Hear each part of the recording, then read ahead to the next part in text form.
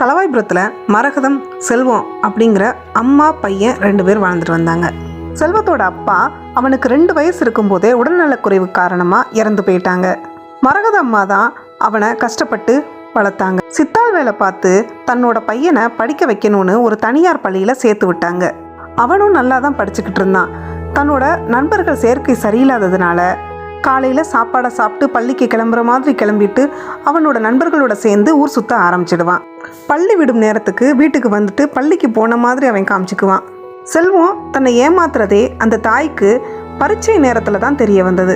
அவனுக்கு படிப்பு வராதுன்னு தெரிஞ்சுக்கிட்ட அவனோட அம்மா, செல்வம் இனிமேல் என் கூடயே நீ வேலைக்கு வா, இனிமேல் படிக்கலாம் போக வேண்டாம் அப்படின்னு சொல்லி அவனோட அம்மா செல்வத்தை 16 வயசுலேயே கட்டிட வேலைக்கு கூட்டிகிட்டு போனாங்க.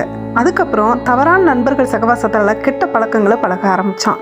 வேலைக்கு போகிற பணத்தை வச்சு குடிக்க ஆரம்பித்தான். தன்னோட சம்பள பணம் பத்தாமல் தன்னோட தாய்கிட்ட இருக்கிற பணத்தையும் வாங்கி குடிக்க ஆரம்பித்தான். குடிக்கு அடிமையான அவன் குடிக்கிறதுக்கு காசு இல்லாத நேரத்தில் அவங்க அம்மாவை அடித்து துன்புறுத்தி காசை பிடுங்கிட்டு போவான். திடீர்னு ஒரு நாள் அவங்க அம்மாவுக்கு ரொம்ப உடம்பு முடியல. மருத்துவமனைக்கு டாக்டர் போய் பார்த்தாங்க. அவங்கள பரிசோதிச்ச மருத்துவர்கள், உங்களுக்கு மார்பக புற்றுநோய் இருக்கு, தொடர்ச்சியா மருந்து எடுத்துக்கணும், சீக்கிரமா ஆபரேஷன் பண்றதுக்கான வழியை பாருங்க, பணத்தை சேர்த்துக்கோங்க அப்படின்னு சொன்னாங்க. அவங்க அம்மாவும் கொஞ்சம் கொஞ்சமா செல்வத்துக்கு தெரியாம கொஞ்சம் பணத்தை சேமிச்சு வச்சாங்க. ஒரு நாள் செல்வத்துக்கு குடிக்கிறதுக்கு காசு இல்ல.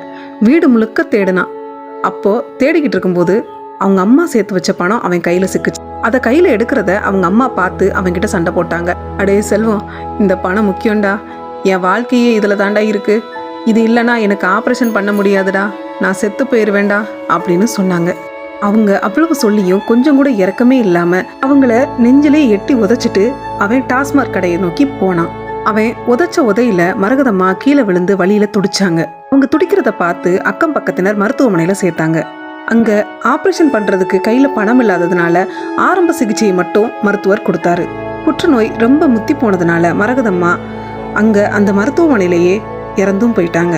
மரகதம்மாவை அடக்கம் பண்றதுக்கு கூட யாருமே இல்லாததால அங்க இருக்கிற மருத்துவர்கள் எல்லாரும் சேர்ந்து அவங்கள அடக்கம் பண்ணாங்க. மரகதம்மா சாகுற தருவாயில தன்னோட மகனை நினைச்சு நொந்தே இறந்து போனாங்க. தன்னோட அம்மா இறந்தது கூட தெரியாம குடிச்சிட்டு ஒரு சாக்கடையில விழுந்து கிடந்தான் செல்வம்.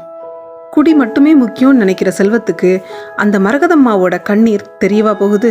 குடி ஒருத்தனை எந்த அளவுக்கு மிருகமா மாத்துங்கிறதுக்கு இந்த செல்வமே சாட்சி. விஷம் அவன் உயிரை மட்டும் அளிக்கும், ஆனால் குடிப்பழக்கம் அவன் குடும்பத்தையே சேர்த்து அளிக்கும்.